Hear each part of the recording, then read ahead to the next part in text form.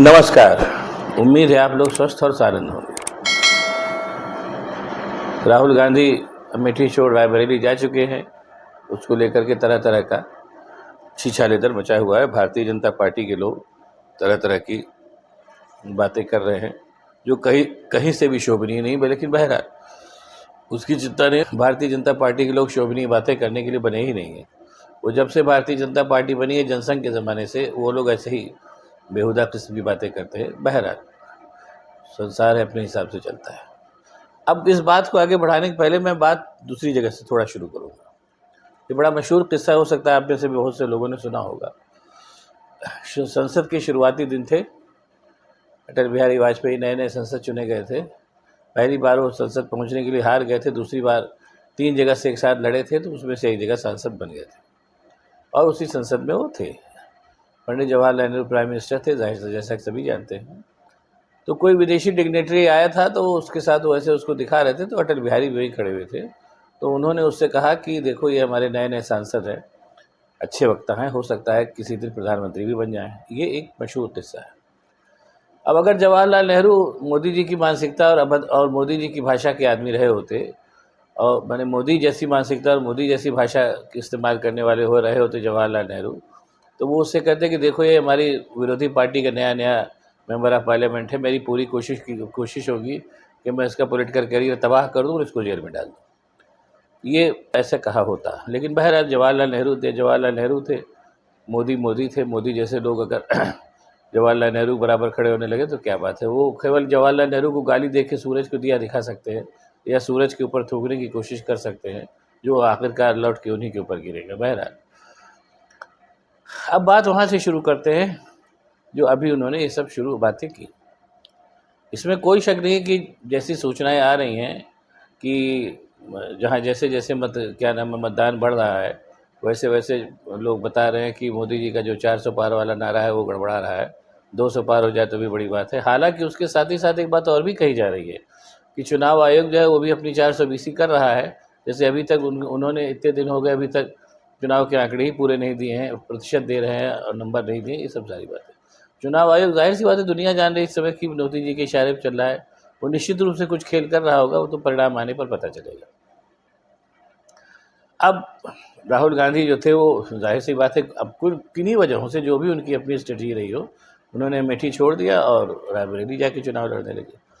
अब उसको लेकर के हल्ला मचना शुरू हुआ। लोगों ने कहा भाग गए। स्मृति ईरानी भी जो, अच्छा, स्मृति ईरानी तो वैसे भी उसको बात करने की तमीज़ नहीं है, उससे बेवकूफ़ी बातें करती है, अपना बोलने लगी। अब यहाँ पर मैं एक बात कहना शुरू करूँगा कि स्मृति ईरानी तब बनी जब उन्होंने राहुल गांधी को हराया। उसके पहले स्मृति ईरानी की कोई हैसियत नहीं थी, और अब फिर स्मृति ईरानी को वहीं से पहुँचा दिया गया है। वो किशोरी लाल शर्मा से अगर जीतती हैं तो कोई बड़ी बात नहीं होगी, और हार जाती हैं तो और भी बुरी बात होगी। मतलब स्मृति ईरानी की जो ओरिजिनल हैसियत थी, उस ओरिजिनल हैसियत में उनको पहुँचा दिया गया। ये बिल्कुल फैक्ट है। और यही शायद कारण है कि मोदी से लेकर के स्मृति ईरानी तक बौखला गए राहुल गांधी के इस निर्णय पे, और वो जद्दबद अपना भगने लगे हैं जैसी उनकी आदत है। अब उन्होंने कल उस पर कहा कि सोनिया गांधी पे कटाक्ष कहा, और कहा सोनिया गांधी राजस्थान चली गई, मैंने पहले ही कहा था कि राजस्थान चली जाएगी।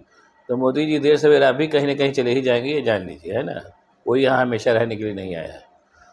अब एक बात और बता दूँ, उसमें उन्होंने कहा भाग गई। अब उसमें भी आपको मैं बता दूँ, अटल बिहारी वाजपेयी कुल 5 बार चुनाव हारे अभी तक। जो उनके सबसे मतलब पोस्टर बॉय हैं, वो भी 5 बार चुनाव हार चुके हैं, और एक बार तीन जगह से चुनाव लड़े, और पहले भी ऐसे वो चुनाव लड़ चुके हैं कि एट ए टाइम कई संसदीय सीटों से चुनाव लड़ा है। तो उनके बारे में क्या कहा जाएगा कि भाग गए, या मतलब डरपोक थे, या क्या कहा जाएगा उनके बारे में। या छोड़िए, मारी गोली अटल बिहारी वाजपेयी को मारी गोली अपने मोदी जी। वडोदरा सीट छोड़ करके क्यों बनारस भाग गया है मोदी जी। बड़ौदा से हारने का डर था, इस वजह भाग गया है। ये तो खैर, अगर आप बदतमीजी की बातें करने पे हम आता है तो उसका कोई मतलब ही नहीं है। यही सब चीज़ें इस समय जो पूरा का पूरा जो माहौल दिख रहा है, वो यही दिख रहा है कि जो अपने 10 साल के कार्यकाल में नरेंद्र मोदी ने, जिनके पास की दिखाने के लिए कुछ भी नहीं है, बताने के लिए कुछ भी नहीं है, अब वो पूरी तरीके से बदतमीजी पे और बेवकूफ़ी की बातें करने पे आमादा हो गए हैं। जैसे फॉर एग्ज़ाम्पल मंगलसूत्र वाली बात, भैंस वाली बात, तो मंगलसूत्र दे देंगे, आपकी भैंस को ले जाएंगे, आपका 4 कमरा है तो 2 कमरा वो ले लेंगे। इस किस्म की बातों को कोई मतलब नहीं है, और जनता भी इन बातों को सुनकर के हंसती है और चटखारे लेती है। एक चीज़ मैं आपको और बताऊँ, आप लोगों ने देखा भी होगा, मोदी जी के ऊपर जो कमेंट आते हैं, मैं भी एक तरीके से मतलब उम्रदराज आदमी हूँ और कई प्रधानमंत्रियों को देख चुका हूँ। मोदी जी ऐसे प्रधानमंत्री हैं जिनको इस कदर मतलब लोग मतलब गंदी गालियाँ देते हैं कि कहने मैं वो तो उसको कहा नहीं जा सकता। लेकिन मोदी जी के बारे में जो भी कमेंट जहाँ भी निकलते हैं, आप लोग भी देख ही रहे होंगे, ऐसी कोई बात नहीं है। मतलब इतनी गंदी गालियाँ खाने वाला प्रधानमंत्री शायद ये पहला व्यक्ति है, और भी जितने भी प्रधानमंत्री उन्होंने ऐसा नहीं किया था। और उसका कारण जिम्मेदार उसके लिए मोदी जी खुद है। न भाषा पर कंट्रोल है, न कोई अचीवमेंट है, न कहीं कुछ नहीं, बस भाग्य के धक्के से प्रधानमंत्री बन गए हैं। अब जितने दिन हैं तो है, और वो सारे काम वो कर रहे हैं कि जिसके चलते किसी भी तरीके से साम दाम दंड भेद सब अपना करके और किसी भी तरीके से वो प्रधानमंत्री बने रहे। झूठ बोलने में वो खैर उनका सानी नहीं है। वो लोगों से तीसरी बार मांग रहे हैं कि तीसरी बार हमको बना दीजिए तो पता नहीं क्या कर दूंगा।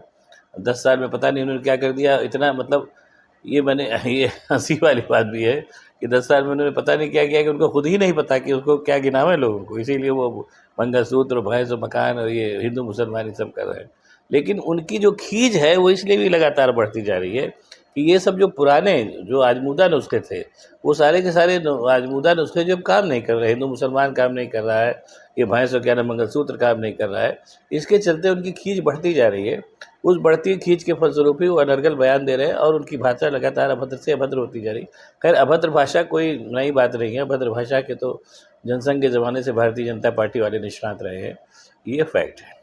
कुल मिलाकर के जो चीज़ दिखाई दे रही वो ये रही कि अब अपने नरेंद्र मोदी के पास जो है मुद्दों का पूरी तरीके से अकाल है, और वो किसी भी तरीके से चुनाव जीतने के फेर में है ताकि तीसरी बार वो प्रधानमंत्री बन सके। लेकिन अगर मान लो बन भी जाते हैं तो ये मान के चलिए कि उनके बस का कुछ नहीं हो। जैसे पिछले 10 सालों में कुछ नहीं कर पाए, अगले 5 सालों में भी कुछ नहीं कर पाएंगे, सिवाय इसकी चीज़ों को और ख़राब कर देने के। ये बात मान के चलिए, मोदी जी मूलतः एक अक्षम और एक ऐसे व्यक्ति हैं जिसके पास कोई ब्लूप्रिंट हिंदुस्तान को बनाने के नहीं है। उनके पास कुल एक ब्लूप्रिंट है कि कैसे अपने कुछ लोगों का कल्याण किया जाए। वो उन्होंने पिछले 10 सालों में किया। अगले अगर जीत जाते तो अगले 5 साल में भी यही करेंगे। ये हिंदुस्तान का दुर्भाग्य होगा कि मोदी जी को तीसरा टर्म मिले। बहरहाल ये तो हिंदुस्तान जाने और उसका भाग्य जाने। अब आपको अगर ये वीडियो पसंद आए तो इसको शेयर करिए, लाइक करिए, साथ ही साथ मेरे चैनल को सब्सक्राइब करिए ताकि मैं और भी ऐसी बातें आपको बताता रह सकूँ। बहुत बहुत धन्यवाद। नमस्कार।